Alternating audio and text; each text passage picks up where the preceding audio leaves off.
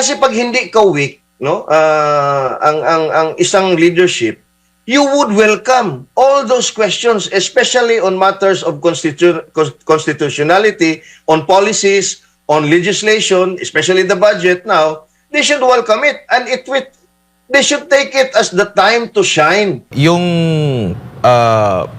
kalayaan ng mga tao na mag-question sa anuman sa ginagawa ng gobyerno, like kagaya po nitong kontrobersyal na 2025 budget, ay para sa kanya destabilisasyon. So parang if ever na mag-question at magpapasaklolo, kasi tingin siguro ng ibang mga tao, personality, wala nang ibang makasasandalan pa kundi doon sa pinakamataas na korte natin, pero itatag agad na parte ng destabilisasyon. Ano po ang nakikita nyo rito?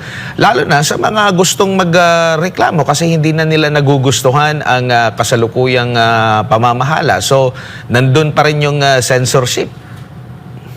Yan na nga, Admar, no, MJ, no, mga kababayan, no. This is a very snowflake president, a very snowflake administration na pagka pinuna ay destabilization kaagad, no.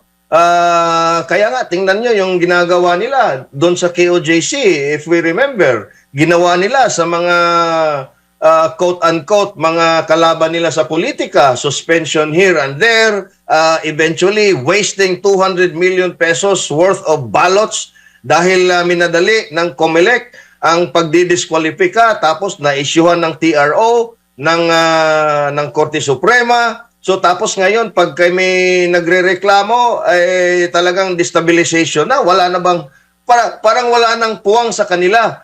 Ang parang absolutism na, no, totalitarian na ang ibig sabihin ba pagka ginawa nila at sinabi nila, yun na talaga ang gospel truth at yun na talaga ang tama. They have a monopoly of what is right at wala na tayong karapatan na questionin sila. And in fact, constitutional questions will always be filed in the Supreme Court.